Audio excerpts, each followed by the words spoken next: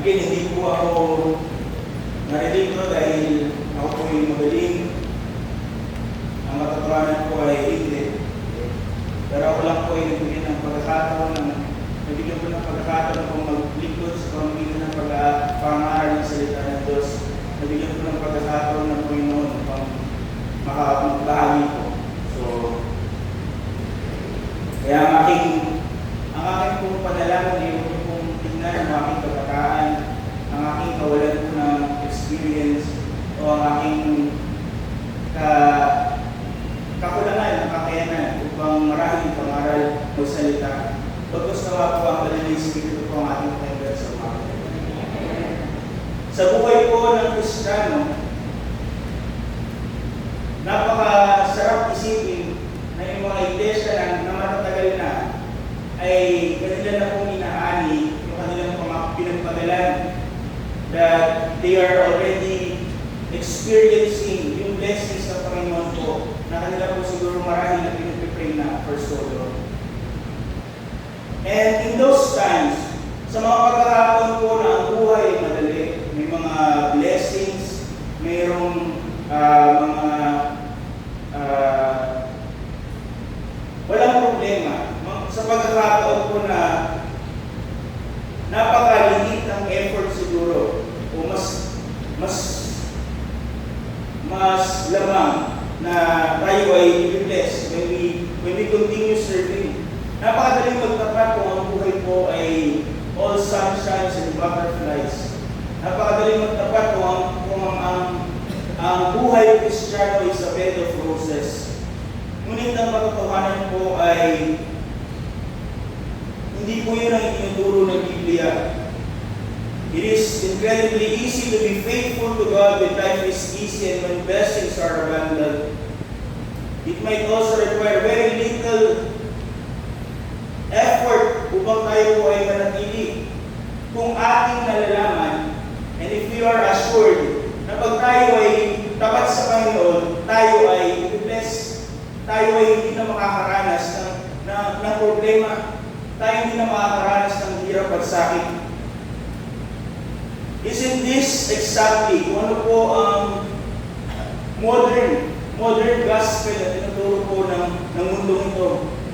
Nakikita natin marami sa mga telebisyon, o kaya naman kahit mag-scroll lang po tayo sa social medias. Nakikita natin yung mga best-selling religious books ay tungkol sa buhay na mas madali, buhay na pinagpapala pag ikaw ay sumunod kay Kristo. Ano po ang kanilang proklamasyon? That Christ is a magic answer to all of your earthly problems. That when you add Christ to your life, lahat ng problema mo ay mawawala na. That we hear that they are promising na kung tayo ay may pananampalataya, it will fix kahit yung ating sakit. Kung tayo ay may sapat na pananampalataya, tayo ay yayaman. And if we have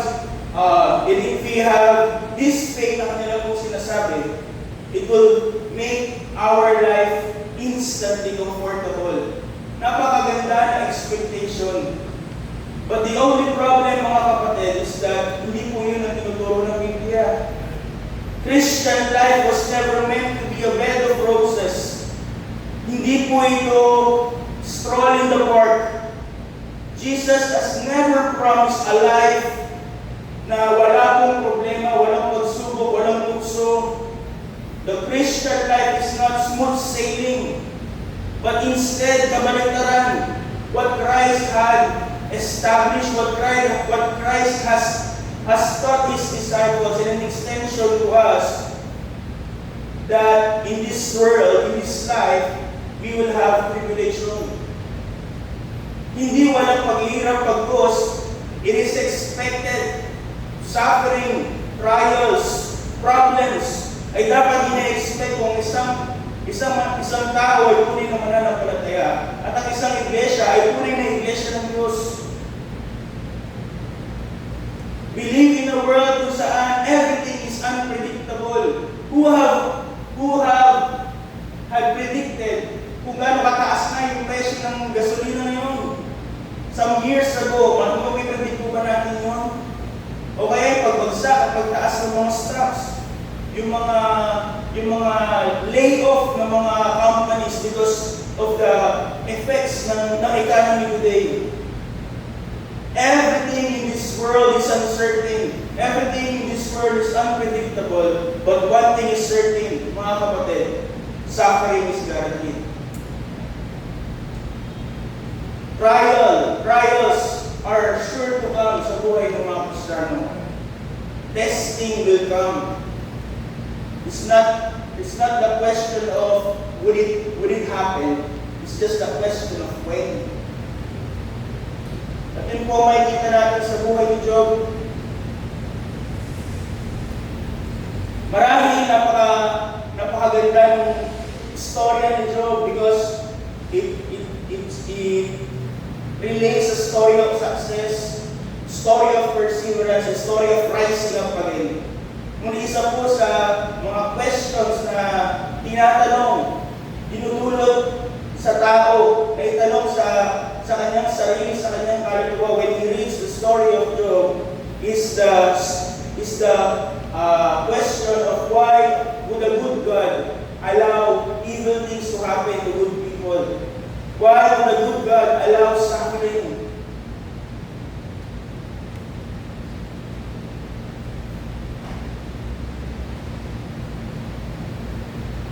And it is the same question po, honestly, that Job was asking.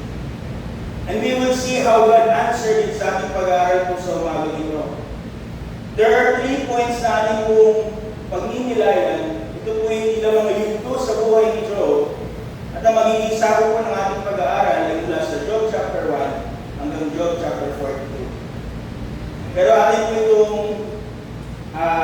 i-scan, atin pong bibilisan para hindi po tayo tumagal ng isang buong araw. For us to understand the great loss na naranasan po ni Job, first, let us see his sufficiency. Si Job po ay isang tao na masasabi natin nasa kanya na ang lahat. Isipin natin ano po ang ninanais ng mga tao sa mundo. Mga magagundong tao, what are they expecting? What are they desiring? Of course, they are pursuing yung kayamanan, kapangyarihan, karangyaan. And those things are with Job. Si Job po is abundant with those things that the world is chasing. And also, think about ano po dapat ang ina-expect, ano po dapat ang dinidesire ng mga believers na katulad natin. Katulad din ang una, wealth, power, and influence. Pero if we are to truly be honest, ano po dapat ang ina-expect ng mga mananampalataya, we will say na ang ating pong dapat na expectation sa ating buhay ay integridad, katapangan, at patuloy po na paglakad kasama ng Diyos. And this pursuit too, is also abundant, is also evident sa buhay ni Job. Job is a man who possessed both what the world wants and what the believers want. Siya po had everything that the heaven commands and everything that the earth celebrates. Let us elaborate. First and foremost, sa verse 1 ng chapter 1, napaka-peculiar on how Job was introduced. Ating na sinabi that he is wealthy, he is powerful. But in Job chapter 1 verse 1, ano po ang pagpapakilala ng author ng book of Job? Ito po ang sabi, there was a man in the land of Uz whose name was Job, and that man was perfect and upright, and one that feared God and eschewed evil. Instead of describing his wealth, the first thing na binigyan ng diin ng Holy Spirit through the author is Job's personality. And we will see here the sufficiency of his personality, of his character. Ano po ang mga description kay Job? Unang dalawang words is perfect and upright. When we say perfect, hindi po ibig sabihin walang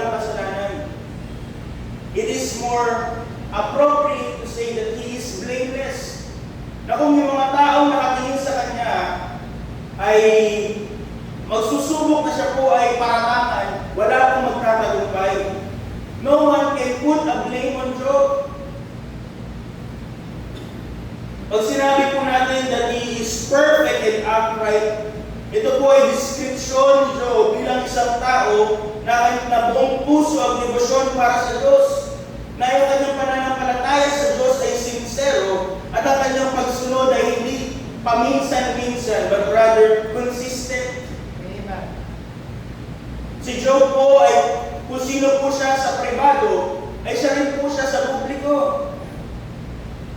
Job was a blameless man. At wala po ni sino man sa mga taong nakapaligid sa kanya ang magsasabi na siya po ay may pula, makakapagpula sa kanya. Makapagsabi na meron siyang pagkukulang. But hindi lang po yun ang description kay Job. Also see the richness of his character. Ano po sunod ng mga description? He is a person who fears God and eschews evil. Ang takot po na ito, hindi po yung takot na nakakapagparalisa, na kung saan, pag ikaw ay takot sa isang bagay, ito ay nagtutulog sa iyo upang hindi na makatuloy, hindi na akto ng maayos, but rather, it is fear out of love. Ang description po ng aking pastor dito is yung ine-expect na respeto ng magulang sa mga anak. Ang mga anak ay hindi takot na sila ay dinumero na hindi na sila, nangangatog sila pag dumating ang mga magulang. Because they love their parents enough that they are really careful to do something that will hurt their parents. Takot sila masaktan kanilang mga magulang. And this is a similar thing. To fear God is to have reverence sa kabanalan ng Diyos. Ito po ay may kinalaman sa relasyon ni Job at ng Diyos. To say that Job fears God, ang ibig sabihin po kanya pong sinasaalang-alang ang kanya pong relasyon sa Diyos. In everything that he do, in every part of his life, inaalay niyo po ang kanya pong bawat aspeto nito sa kanya pong relasyon sa Diyos, sa kabanalan ng Diyos, kung ano ang kalooban ng Diyos. And that's that's who he is. That's what this characteristic is. At dahil po siya po ay may takot sa Diyos, kanya rin po, he is also described as someone who eschewed evil. Ang ibig sabihin po ng salitang yon ay pagkamuhi, na pag nakita niya kaagad siyang aalis, tatakbo. Kanya po itong pinamumuhian. And what it shows is that Job is someone na kanya pong hindi lang po iniiwasan, hindi lang po iniiwasan paminsan-minsan, but rather siya po ay nandidiri. Siya po ay nasusuklam sa mga bagay na hindi po kalugod-lugod sa Diyos. Anything that displeases God is evil. At yun po yung pinamumuhian ni Job. That's why we can say na ang buhay ni Job ay buhay ng integridad. If he fear God and eschew evil, he will not flirt with compromise. Hindi na susubukan gaano kalapit ako pwedeng lumapit sa kasalanan. Ano po ang track niya sa kasalanan? Ito po para sa kanya ay lason. At kanya po, every time na kanya po itong mamimit, every time na kanya itong makikita, he deliberately turns his back upon it. Ultimately, ang character ni Job is something that all of the believers should desire. At ang pinaka-patunay ng kanyang karakter ay hindi po testimonya ng kanyang pamilya o kaya po ng kanyang mga ka-business transactions o kaya naman po ng kanyang mga servants o kaya naman ng kanyang mga kaibigan. Who said that he is upright? Who said that he is perfect? Sino po ang nagsabi that Job is perfect? Hindi po mismo, hindi rin po galing sa kanya ang testimonyong ito. This characteristic na ating pong tinutukoy at inuugnay kay Job is being testified by God Himself. Sabi po sa chapter 1, verse 8, nakita natin, si Job, pinagmalaki ng Diyos. Sana all. Pinagmamalaki ng Diyos. And the Lord said unto Satan, Hast thou considered my servant Job, that there is none like him in the earth, a perfect and an upright man, one that feareth God and escheweth evil. Again din po, he was not just commended by God once, he was commended by God twice. In chapter 2, verse 3, and the Lord said again to Satan, Hast thou considered my servant Job, that there is none like him in the earth, a perfect and an upright man, one that feareth God and escheweth evil, and still he holdeth fast his integrity, although thou movest me against him to destroy him without a cause. Marahil napaka-understandable because his life is easy. His life is prosperous na siya po ay nagtatapat sa Panginoon. But we see that in chapter 2, after na siya po ay ligligin, after na siya po ay makaranas ng suffering from the hands of Satan, of course, from the permissive will of God, makita po natin, hindi nagbago yung kanyang pananaw, hindi nagbago yung kanyang karakter, hindi nagbago yung kanyang pananampalataya. At sino po nagsabi na hindi nagbago? Hindi ako, ang Diyos. Even with blessings, his character did not change. And even without it, his integrity still is intact. Ngunit hindi lang po yun. He is also prosperous. Notice with me the sufficiency of his prosperity. Siya po ay isang napakayaman na tao. Ano po ang description in chapter 1? Specific po yung bilang na ibinigay ng Biblia. Ang sabi ko, meron po siyang 7,000 tupa, 3,000 kamelyo, 500 yoke of oxen, at 500 female donkeys, at marami po siyang mga alipin, mga lingkod. To put that into perspective, si Job po ay hindi isang local businessman. Siya po is, if we put it in our today's perspective, he is a multi-million-dollar transnational conglomerate. Ano po ang batayan ng kanila po kayamanan? What is their currency during the ancient time? It's his livestock. And imagine, gaano karaming kamelyo meron si Job? What does it mean? It probably means that he controlled majority of the route ng kanyang area. Na meron po siya sigurong grab camel, angkas donkey. At yung dami po ng kanyang mga hayop ay nagpapakita rin po ng kalakihan ng kanyang lupa. Gaano kalaking lupa ang dapat po meron si Job para yun po ay sustain, makainin.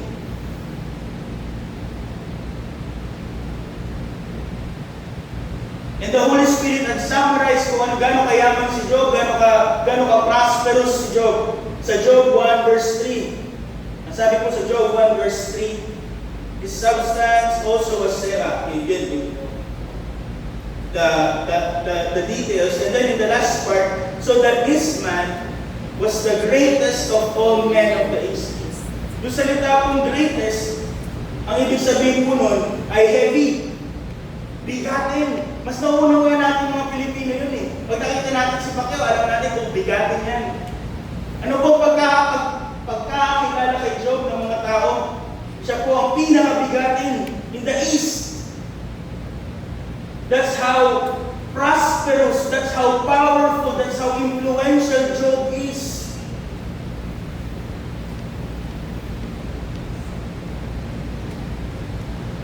To put it simply, kahit sa po sigurong kwarto, kahit sa restaurant, o kahit sa lugar po mapunta si Job, lahat ng tao kilala siya. That's how powerful and prosperous, wealthy Job is. Ngunit hindi lang po yun. Notice with me his prosperity. One of the greatest status symbol ng panahon po in ancient times ay yung kakayahan ng magpatuloy ng saring-saring lahi. Kaya po, di ba, they do all they can upang magkaroon ng lalaking anak, tagapagmana. At si Job po, hindi niya po yung problema. Meron po siya ito. He has 7 strong men in his house. And with his 7 strong sons, hindi niya na po problemahin. Sino magmamana ng aking itong kayamanan? Sino magpapalakad? Sino magpapatuloy ng aking pagpaparami ng kayamanan? Sa mata ng tao in that time, his future was completely locked in. Yung pangalang Job will continue for so long. At hindi lang po yun. Ang problema in ancient time ay yung pag-aagawan ng inheritance. Yung brother against brother, killing each other. Ngunit there's this picture sa chapter 1 na pinapakita po na yung kanyang po pamilya has a strong bond. Kung saan, di po ba yung binahan, yung mga kapatid sa bahay ng isang mga anak. And there they feasted, they fellowship. So hindi lamang po sigurado siya na may magmamana ng kanyang pong kayamanan. But he is also sure that his household is free of sibling rivalry, greed, at wala po siya ine-expect na magkakaroon ng pag-aaway-aaway mula sa kanila. And then notice is his paradigm. Ibig sabihin po ng paradigm ay model or example. In chapter 29, ito po yung parte ng mga talastasan ni Job at ang kanyang mga kaibigan. At dahil po sa paulit-ulit na aligasyon ng kanyang mga kaibigan, he was forced to reveal ano yung kanyang buhay, ano po yung kanyang ginagawa previous sa kanyang pong suffering. Ano po ang nireveal in chapter 29? Ipinakita niya na ang komunidad na kanya pong kinabibilangan deeply respected him. Every time na siya po ay lalabas, ang mga bata, mga kulit ay magtatago. They will behave themselves. The elders will rise, tatayo, pag siya po ay nakitang papalapit. Pagpapakita ng kanila pong paggalang kay Job. Kahit yung mga prinsipe, kahit yung mga makapangyarihang tao, ay tumitigil pag siya'y nakita upang tanungin yung kanya pong to get a counsel from him. Job actively pursued the good of others, using the power he has to protect the vulnerable. At hindi niya po ito ginagamit upang sila po ay exploit, upang sila po ay isahan. If we may say, Job was a champion of the helpless. Sabi niya po in verses 12 to 13, ito po yung description niya na kanya pong ginagawa. Because I delivered the poor that cried, and the fatherless, and him that had none to help him. The blessing of him that was already to perish came upon me, and I caused the widow's heart to sing for joy. Hindi lang po siya mabuting tao sa salita, sa papel, but he is a great person through his acts. Siya po ay naging mata ng mga bulag, paa ng mga lumpo, siya po ay naging ama ng mga ulila. And he is actively searching, pag inyo pong binasa yung chapter 29, na pagkakataon to help others. His prosperity po ay hindi po naging means upang maging greedy siya, to earn more, to gain more. But he used his prosperity as an instrument to help others, an instrument of mercy, and an instrument of opportunity to serve others. Kaya atin po makikita, hindi lamang po siya dapat kaingitan, siya dapat po ay tularan. He is a paradigm. He is someone who we must must emulate sa pagiging matuwid at sa kanyang exercise in his holy living. And with all of all these credentials, marahil sasabihin natin, malakas yan kay Lord. Hindi yan makakaranas ng pagsubok, ng paghihirap. Si Job, Diyos na nagsabi, tapat siya eh. Na wala siya katulad eh. Lahat ng tao, we're looking up to Him. We're looking after Him. But then, we see the reality of Christian life. Faithfulness doesn't equate life without suffering. Trusting God doesn't mean walang hirap, walang problema, walang pagsubok, walang mabibigat na pasanin. Everything that we have just admired about Job from the first header ay makita po natin from Job 1 to 37 ay unti-unti pong tinanggal. Well, actually, hindi unti-unti. They were violently stripped away from him. Everything except his integrity. May isip natin, kaya nagdudusa ang tao kasi meron ng tinatapong kasalanan. The same point of view ng mga kaibigan ni Job. Na pag ang tao ay matapat, lagi niyang magpapalain.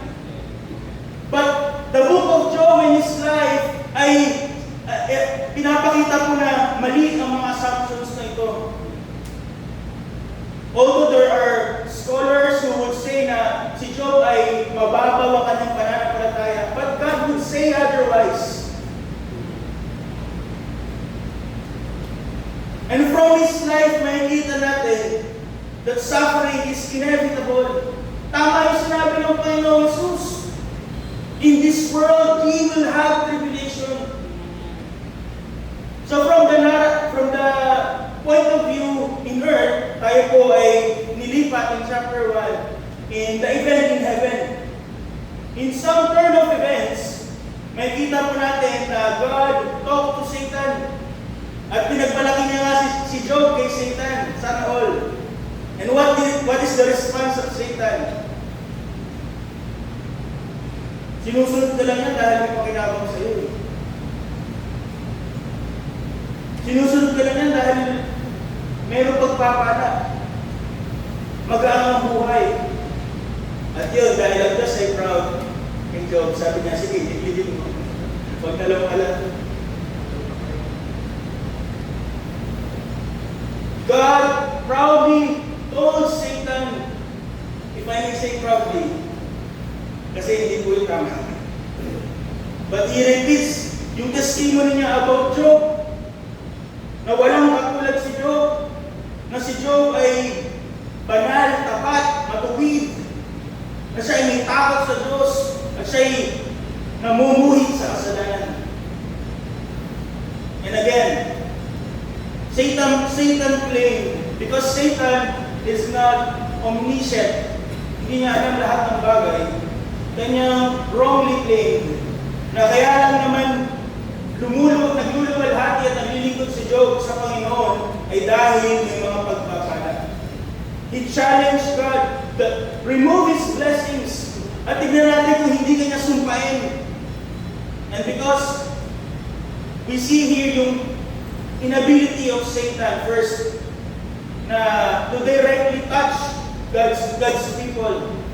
Everything na gagawin ni Satan, temptation, trials, problems na pwedeng padala ni Satan will be approved by God's will.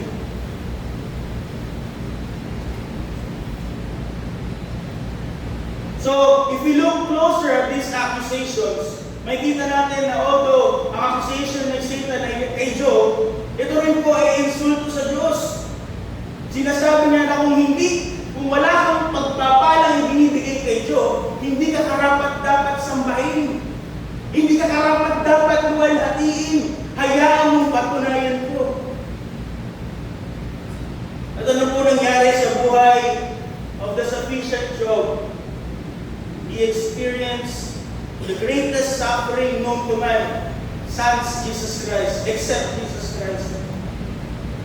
Nagsimula po yung kanyang araw na parang ordinaryong araw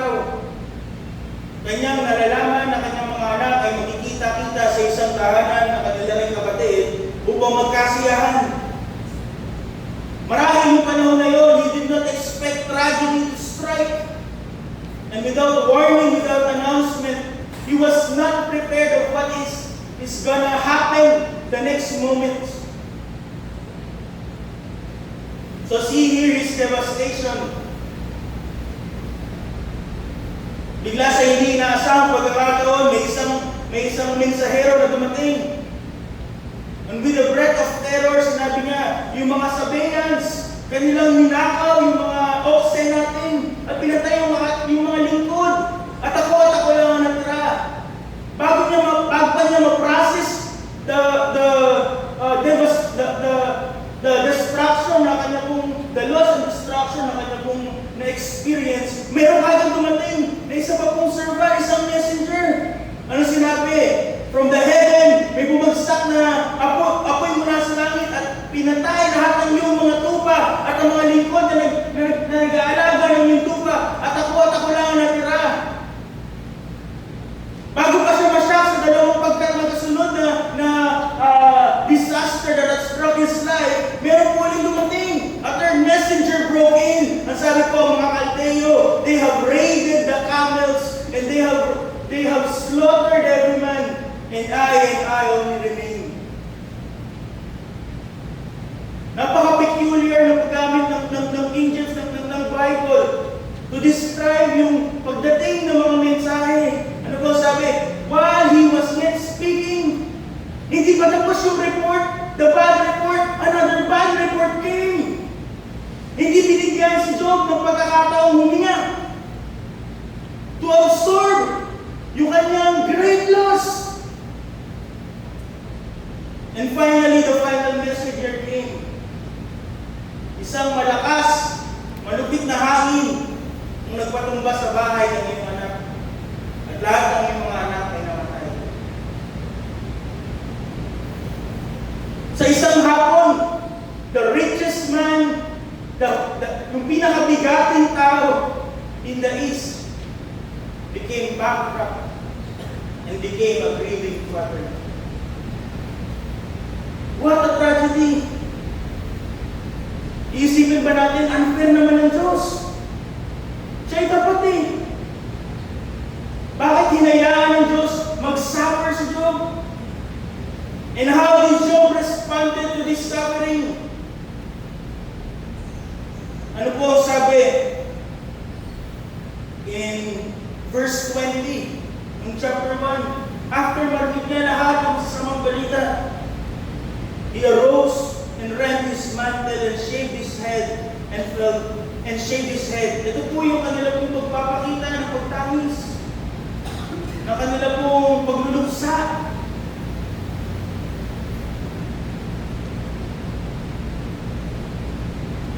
And grieving for suffering ay hindi ko pinagbabawal ng Diyos. But what is peculiar, what stands with Job apart from other is that nung siya po ay nagluksa, after na po ipakita yung kanyang pagluluksa, he fell down upon the ground at hindi po siya gumalmal. Ano po sabi sa verse 20? He fell down upon the ground and he complained to God. Yung po ba nakalagay? Na siya po ay tumalikod na sa Diyos. Na siya po ay nagalit sa Diyos. Ano po nakalagay ano po yung huling salita ng verse 20? And worship.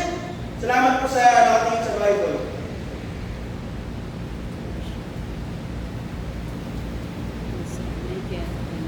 Ano ang declaration ng Job sa verse 1? Naked came I out of my mother's womb, and naked shall I return thither.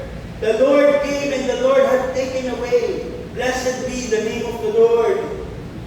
Hindi alam ni Job yung usapan ng Panginoon at ni Satan.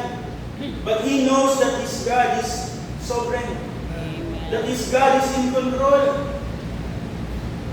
And in another perspective, alam na po yung kamay na nagbigay sa kanya ng mga blessings na yun is the same hand that took them away. And yet, he still worshiped God.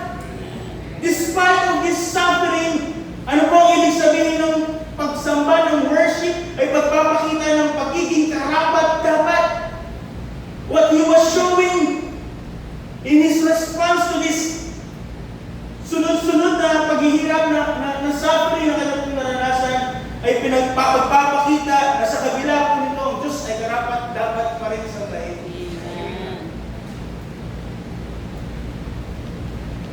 Job had lost everything, katulad nga po ng sinabi natin, but not his integrity, not his faith. Hindi yung kayang pananampalataya sa Diyos. So ano po, tapos na. Tapos na po ba? But Satan returned. Sabi sa Job 2, verse 1 to 3, Satan returned to present himself before the Lord. At yun po ulit, pinagpalaman si Job. At meron ng bagong argumento sa Satan. He said, sige, tapat pa rin siya kahit wala na siyang pagpapala. Pero galawin mo yung kanyang kalusugan. Susumpahin ka niya. And again, God permitted this trial. Na para bang Job didn't have enough. But there was a restriction. Pwede mong galawin yung kanyang kalusugan, but not his life. Still under God's sovereignty. Under God's permissive will, walang kayang gawin mahigit doon si Satan. And then, I hope you all know the story na si Job po ay nagkaroon ng sakit. Mga nagnanak-nak na bukol. Hindi lang pinsa. At hindi lang isa, dalawa. Hindi sa buong katawan. Mula sa talampakan hanggang sa kanyang pungkunan. And this transformation was devastating. Imagine ano po ang itsura ng Job. Siya po ay kagalang-galang, and now, ganun, kalunos-lunos ang itsura. And there is also a implication na kanya pong mga sugat ay mabaho. Na siyang karespeto ngayon, pinandidirian ng mga tao. Hindi siya makahiga, hindi siya makaupo, hindi siya makatayo. Lahat ng kanyang galaw ay masakit.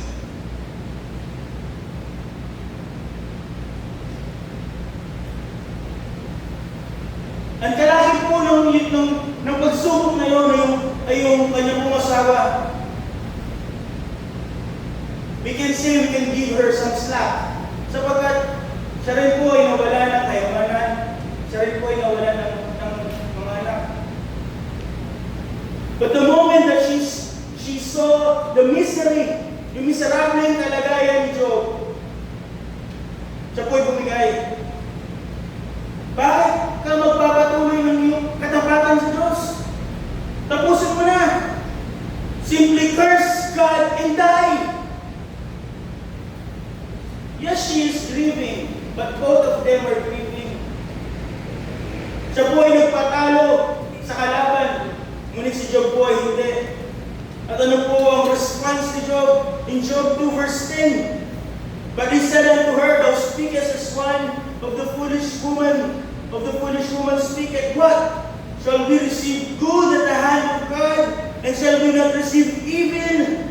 At ano po ang conclusion ng atahang ito? Ano po ang naging response ni Job? In all this, did not Job sin with his lips?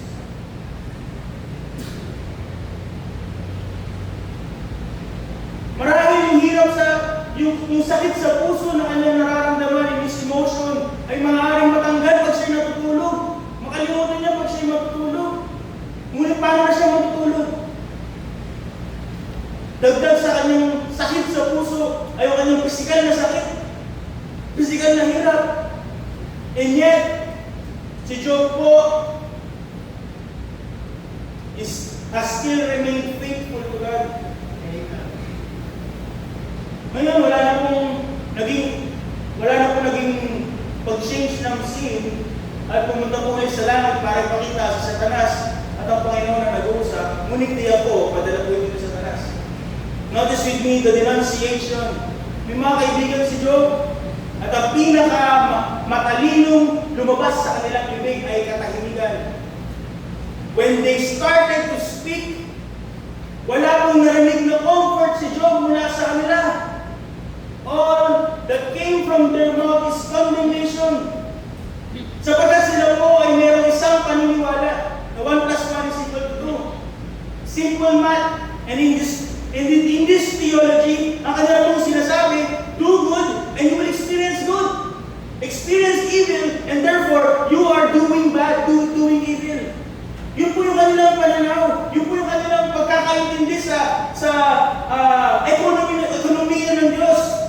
That's why these friends, although maybe they are really concerned about Job, they were forcing Job to confess. Yung isa sinasabi ay, baka may kasalanan ka. The other one is saying na hindi naman pwedeng pinaparusahan ka ng wala kang kasalanan. At lalo naman po yung isa, sabi niya, kulang pa yan. Buti nga yan lang nararanasan mo eh. And what comforters? What friends? Buti parang hindi sila nagsalita. Ano po ang kailangan ni Job at this moment? He needed companion with empathy. Iniwan siya ng asawa niya marahil at this point. Someone who will just be there for him. Ito na po ang kanyang naranasan. Siya po ay pinagbibintangan. Kinuwekasyon yung kanyang integridad na kanya pong hiniingatan.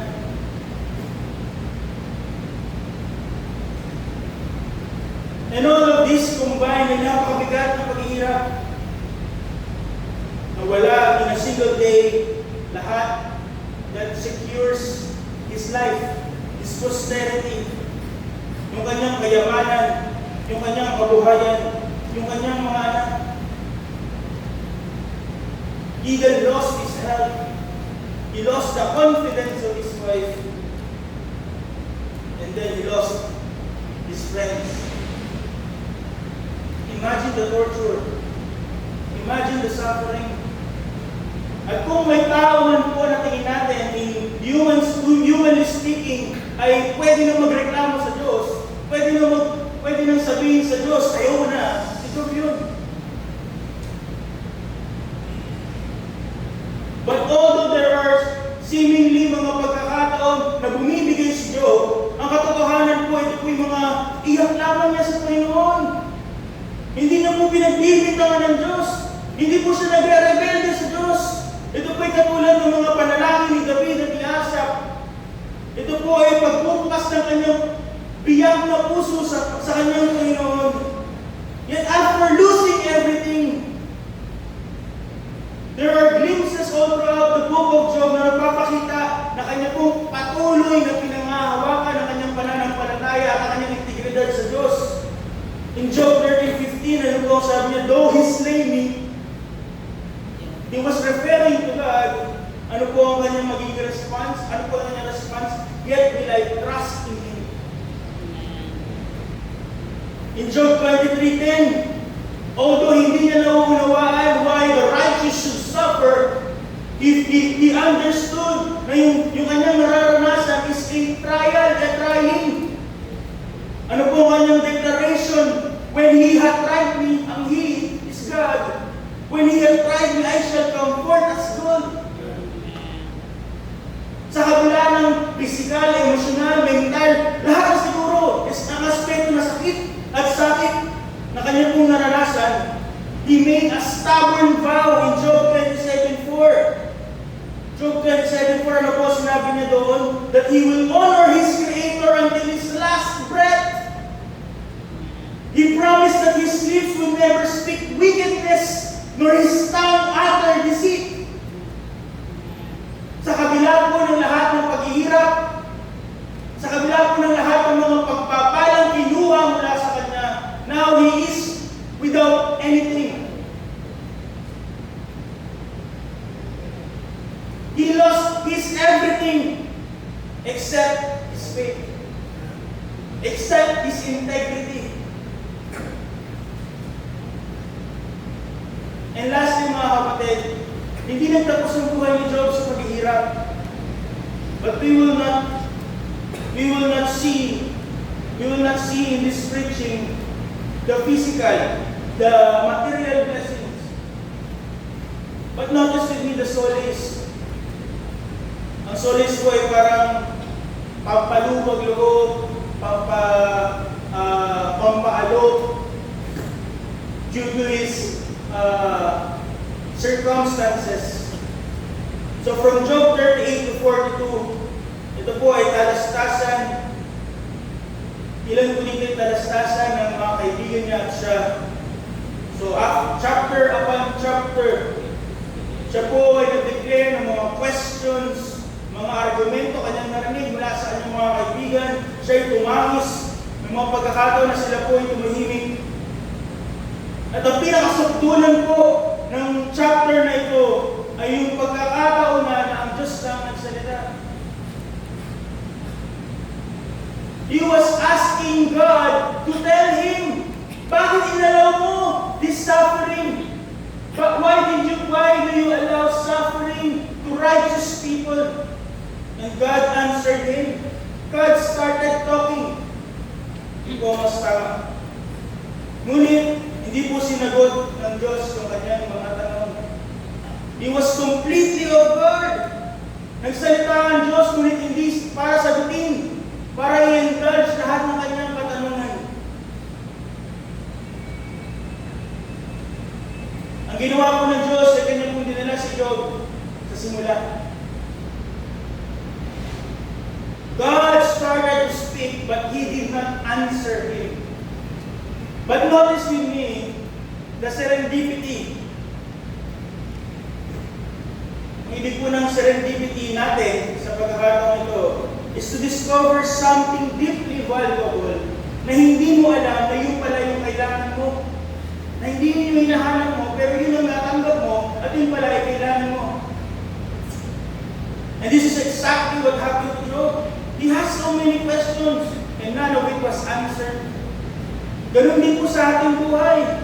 Yung mga pagkakataon that we will experience suffering, we will experience trials and pain, and we will not know why. Maybe in this side of eternity, we will not know why. Pagdating na lang sa kabilang buhay, maaari natin tanong. Almost entire book, Job was trying, searching for an explanation. Bakit niya yung nararanasan? But instead of an explanation, God gave him a revelation. Gusto ni Job ng sagot. Ano po pinakita ng Diyos? Yung kanyang sarili. When God finally spoke from the whirlwind, hindi po siya nag-offer ng explanation. Hindi siya nag-offer ng apologies. Hindi siya nag-offer ng anything on what Job wants to know. Hindi niya pinagtanggol yung kanyang desisyon, yung kanyang kalooban, but rather, kanya po siyang dinala sa simula. Tinanong siya, where were you? Nung aking nilikha ang lahat ng bagay, ang mga buwan. Kaya mo ba? May control ka ba sa mga karagatan? Kaya mo bang i-explain? At kaya mo bang baguhin ang kalagayan ng panahon? Kaya mo bang hawakan ang mga bituin? At sila i-sustain at hindi sila hayaang magbungguan? He was asked about the animals in his time. Kung kaya ba ni Job na bigyan ng pagkain ng leon? Or is it, does Job has the ability to give that animal instinct to provide for himself? And there are two great creatures na kanya po binanggit. Marami nagsasabi na yun po ay creatures of imagination. O kaya naman ay creatures na meron tayo katulad ng yung behemoth daw po ay elepante. O kaya naman ay hippopotamus. At yung leviathan naman ay buhaya. But if you notice the description, wala pong hayop existing today na kaya pong gawin yung ginawa po ng mga hayop na yun. Ano po yung description kay Behemoth? Ang kanya pong buntot ay kasing kapal ng puno ng cedro. Gapuno yung kanyang buntot.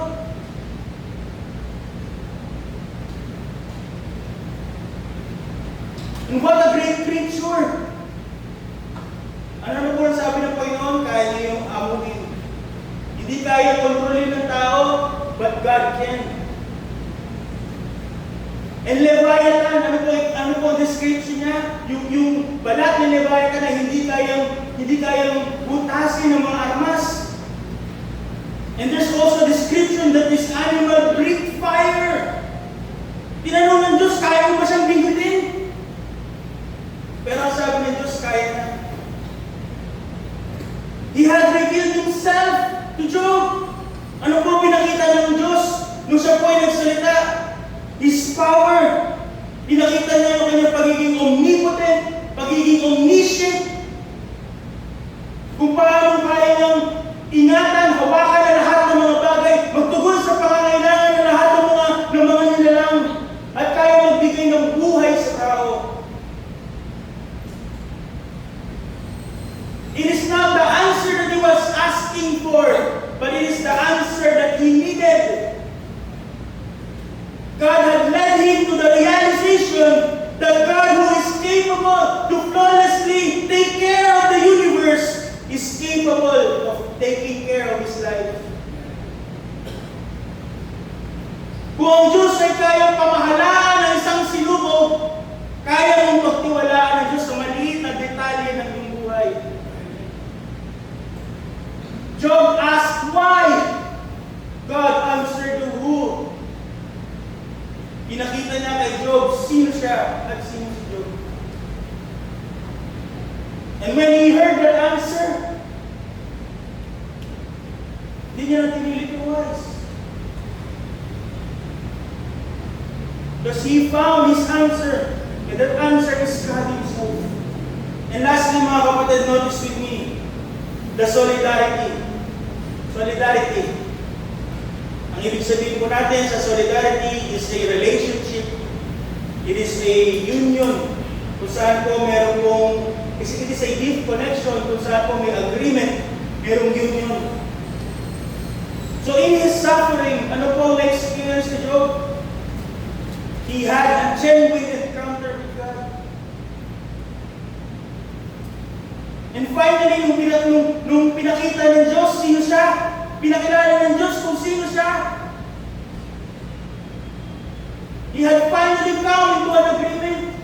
Bakit ko ba pinipilit intindihin ang dahilan ng Diyos, ang kadahilanan ng Diyos, ang isip ng Diyos? I am but finite and God is infinite.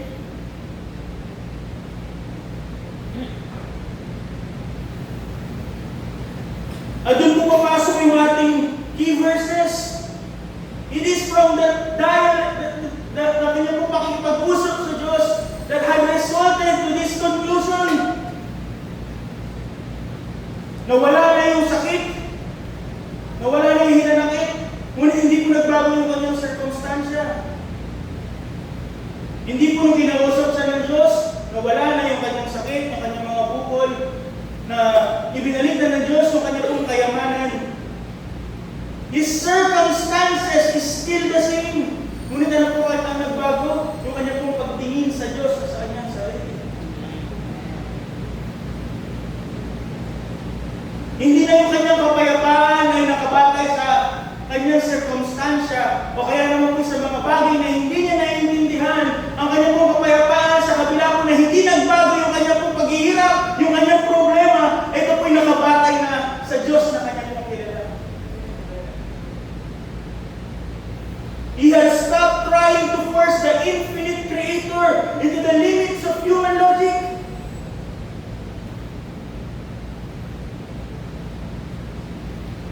He had finally seen himself as someone who is limited, and he sees that God is not. He finally saw a high view, he finally gained a high view of God. And that high view of God always results to a humble view of self.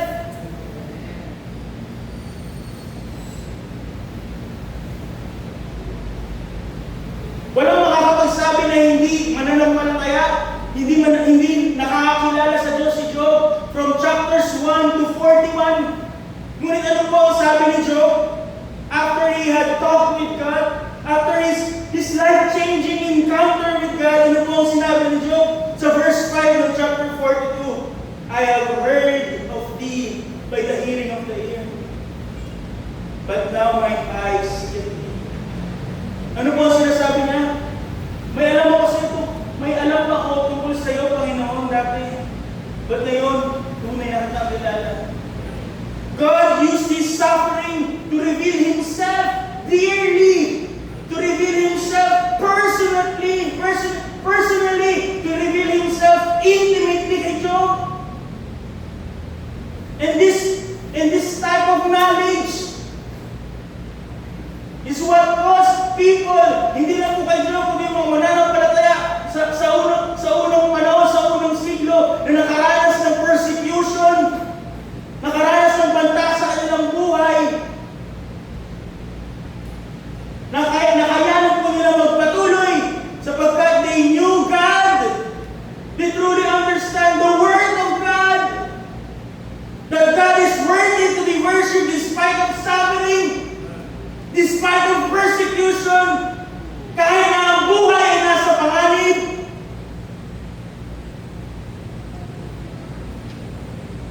And we all know the story.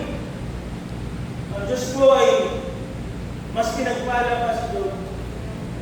But the greatest blessing na dapat po natin asamin from God is that intimate knowledge of Him. Sapagkat maaaring mawala pa rin ulit yung kayamanan ni Job. Yung kanyang kapangyarihan, yung kanyang karangyaan, yung kanyang pong influence. But because he now have a high view of God, wala na pong makakapag-alis nun sa kanya. His suffering will not change his mind. At kung siya po ay tapat noon pa bago niya pa po mas nakilala ang Diyos, I am sure he is more faithful. He is more trusting after this life-changing encounter with God. So mga kapatid, I don't know too much about suffering. I have shared of it, but I won't say na alam ko pinagdadaanan nyo. I won't say na alam ko ang pinagdadaanan ng church. But one thing is for sure, suffering is inevitable. Ito po ay tiyak na darating sa individual Christians or to the church. At pag ito po ay dumating, ito po ay nagpapakita ng tatlong bagay. It reveals your faith. Maybe one reason why God allowed Satan to tempt and to give problem, suffering, allow suffering to Satan kay Job, is to show Satan na totoo yung pananampalataya ni Job. And to show Job na kanyang pananampalataya ito. When suffering comes, it also is a way of God to strengthen our faith. Sa mga pagkakataon na we have exhausted all human effort, kanino tayo lalapit? Sa Diyos dapat uni. But because tayo po ay matitigas ng ulo, God uses suffering as an instrument para po tayo ilapit sa Kanya.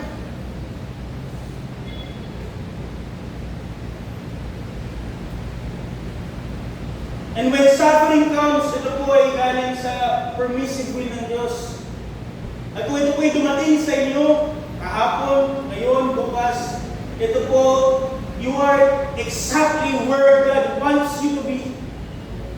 And in that valley of life, in that place of mourning, God will reveal Himself intimately.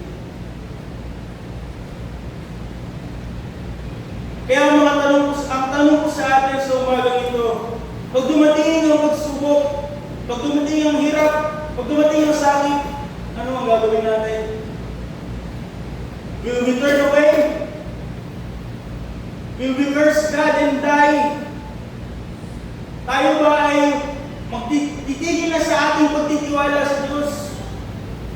Or we will be like Job, na sa kabila po na hindi niya naunawaan kung bakit yung nangyayari sa kanya.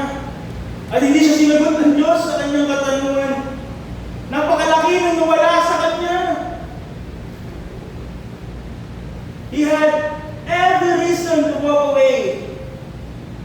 Marahil siya po ay umiyak, nagtangis, siya ay nagkaroon ng mga katanungan, but he never let go. Sa kabila po ng suffering, sa kabila po ng kalugihan, Job maintained his integrity. Job remained faithful.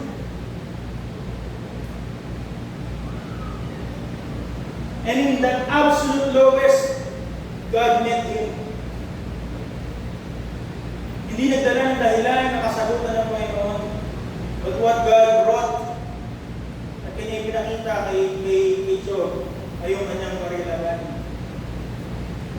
He brought a grander revelation of himself.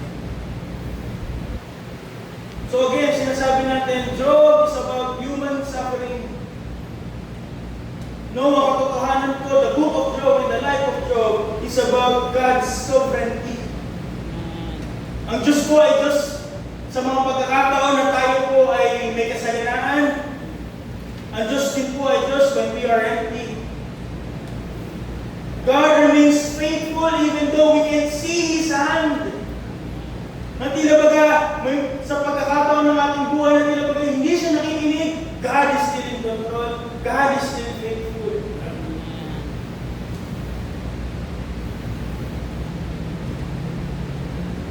The story is not ultimately about suffering, but suffering as a instrument ng Diyos upang atin po siyang mas makilala. Suffering as an instrument to have a life-changing encounter with Him. Mga kapatid, ang pagdurusa po ay hindi darating. Kahit pa sa matuwid, kahit pa sa matapat. And when suffering comes, it is rarely explained in this side of eternity. Ngunit kung ang lahat po sa atin ay mawala, tayo po ay kaya pa ding manindigan. Bakit po? Because first and foremost, when you lost everything, you didn't actually lose everything sapagkat ang Diyos po ay nasa iyo pa rin. When you lose everything, you still have God. And in that moment, ay wala ka na ibang kinakapitan, you will see that God is enough. That God is sufficient. And secondly, hindi natin kailangan maunawaan ang nangyayari sa buhay.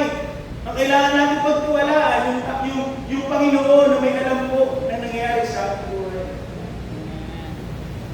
All we have to do is to understand why things are happening, why are experiencing suffering. Bakit may pagsubok? Bakit may mga pagtataksil, may traiduran? Bakit tayo iniiwan ng tao? Ang ating lang dapat panghawakan is that the one we trust is in control. Amen. Again, this story is not about suffering. The story is about God's sovereignty. Ang ibig sabihin po, ang Diyos ay hari.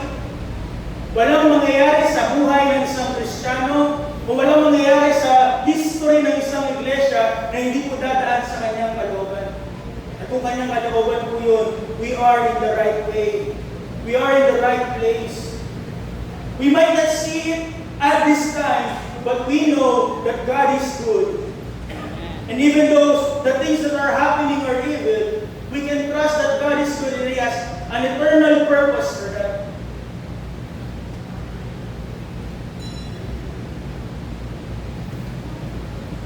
When we lose everything, mga kapatid, marahil some of us are already experiencing that.